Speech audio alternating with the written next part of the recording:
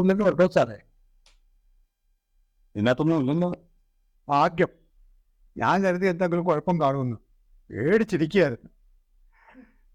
പോകാമല്ലോ. എടോ, ഇതിലൊന്നും ഇല്ലാന്ന് പറഞ്ഞത് തന്റെ ഒരു അവയവം ഇതിനകത്തില്ല. എല്ലാം വെള്ളമടിച്ച് ദ്രവിച്ചിരിക്കുകയാണ്. ഡോക്ടറെ കുഴപ്പമല്ലയോ? ഞാൻ മരിച്ചു പോകും ഡോക്ടറെ. താൻ പെട്ടെന്നൊന്നും മരിക്കത്തില്ല.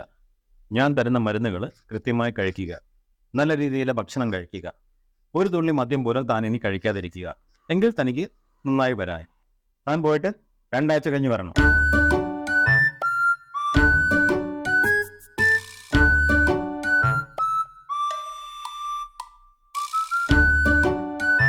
എന്താ പ്രശ്നം? ഡോക്ടറെ, ഈ 3 ദിവസമായിട്ട് ഈ ശരീരത്തിൽ ഒരു ചുമയൊക്കെ, ഒരു വല്ലാത്തൊരു അസ്വസ്ഥത, ഉള്ളിലൊരു വിറയൽ പോലെ, ഒരു സ്വസ്ഥതയില്ല.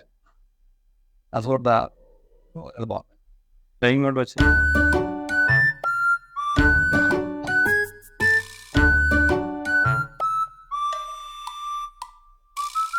ഒന്ന് ചുമച്ചേ. എത്ര ദിവസമായി തുടങ്ങിയിട്ട്? 2 ആഴ്ച ആയി ഡോക്ടറെ. 2 ആഴ്ചയായിട്ട് ഇപ്പോഴാണോ വരാൻ തോന്നിയത്? അന്ന് മുതലേ പറയുന്നുണ്ട് ഡോക്ടർ, ഇങ്ങനെ കേൾക്കത്തില്ല. സ്വന്തമായി മെഡിക്കൽ സ്റ്റോറിൽ പോയി മരുന്ന് വാങ്ങി കഴിക്കും. എന്നാ പിന്നെ മെഡിക്കൽ സ്റ്റോർ മാത്രം മതിയാവുന്നല്ലോ, ആശുപത്രി ഒന്നും വേണ്ടല്ലോ. തീരെ വയ്യാതായത് കൊണ്ട് വന്നതാ ഡോക്ടറെ. അതെ, ഞാൻ വെറുതെ ഇടയ്ക്ക് 2 ഗുളിക വാങ്ങിച്ച് കഴിച്ചു, അത്രയേ ഉള്ളൂ. അതിനാ അവിടെ പറയും. ഏത് ഗുളികയാണ് കഴിച്ചത്? അതെ, ഏത് ഗുളികയെന്ന് എനിക്ക് അറിഞ്ഞൂടാ. ദേഹം മൊത്തം ഭയങ്കര വേദനയും ഒരു വിറയിലും ഒക്കെ ആയിരുന്നേ. ഞാൻ പിന്നെ നേരെ മെഡിക്കൽ സ്റ്റോറിൽ പോയി ഈ കാര്യം പറഞ്ഞപ്പോൾ അവർ 2 ഗുളിക തന്നു. എനിക്ക് ഏതാണെന്നൊന്നും എനിക്ക് അറിഞ്ഞൂടാ. എന്നാ പിന്നെ അതിപക്ഷിരുന്നല്ലോ, എന്തിനാ ഇങ്ങോട്ട് വന്നത്? എത്ര പറഞ്ഞാലും ഈ തലയിൽ കേറത്തില്ല. എന്ത് ചെയ്യാനാ? ഏത് അസുഖം വരുവാണെങ്കിലും സ്വയം ട്രീറ്റ്മെന്റാ, നോക്കണ്ട. ഞാൻ ഉള്ളതാ പറഞ്ഞത്. നിങ്ങൾ തമ്മിൽ വഴക്ക് കൂടണ്ട. ഇതേ അസുഖ ലക്ഷണമുള്ള ആരെങ്കിലും വീട്ടിലുണ്ടോ? ഈ അസുഖം സമ്പർക്കം മൂലം ഉണ്ടാവുന്ന അസുഖമാണ്. ഈ മരുന്ന് അവർക്കും കൂടെ കൊടുക്കുന്നതാണ് നല്ലത്.